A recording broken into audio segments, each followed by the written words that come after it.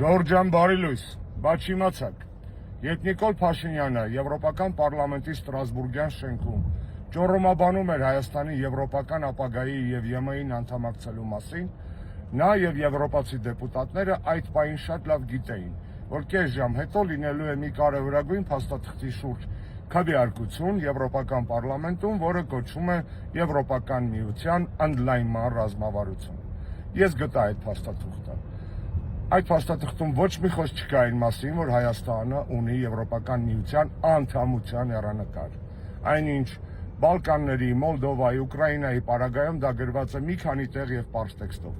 Մաքսիմում ինչ գրված Հայաստանի մասին այն է, որ նրանք ողջունում են այդ հիմար օրենքը ազգային ժողովում ընդունված ինտեգրման մասով եւ հույս ունեն, որ եթե ռեֆորմները շարունակվեն, խորանան եւ այլն, ապա ԵՄ-Հայաստան հարաբերությունները կթևակոխեն տրանսֆորմացիոն փուլ։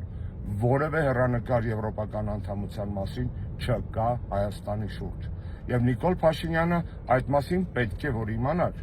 Էլ չասեմ, որ եվրոպական դեպուտատները շատ լավ գիտեին, երբ որ ծափահարում էին Նիկոլի ինքնամոռաջ ճառին, որ կես ժամ հետո քվեարկելու են մի փաստաթղթի շուրջ, որտեղ չկա գեթ մեկ բառ Հայաստանի Եվրոպական միության անդամակցության հեռանկարի մասին։ Իսկ կարծում եք Նիկոլ Փաշինյանը ունակ է ռեֆորմներ իրականացնել, որպեսզի համապատասխանի եվրոպական ստանդարտներին։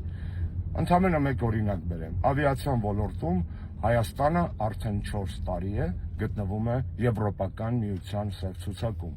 Ավելին, սև ցուցակում լինելու ժամկետը երկարացվել է մինչև 2030 թվական։ Սա ընդամենը մեկ ոլորտ է, ավիացիայի ոլորտ, որտեղ Նիկոլ Փաշինյանը 9 տարի չի կարողանալու, եթե մնա իհարկե անշուշտ այդքան իշխանության, Հայաստանը համապատասխանեցնել եվրոպական ստանդարտներին։ Դե հիմա պատկերացրեք տասնյակ, եթե ոչ հարյուրավոր այլ ոլորտներ։ Հայաստանի եվրոպական ապագան միֆ է, հեքիաթ, որի անվան տակ մեզ վաճառում են թրքացում։ Եվ այդ մասին շատ լավ գիտի Եվրոպական միությունը եւ շատ լավ գիտի Նիկոլ Փաշինյանը։ Եվս մի կարևոր դիտարկում։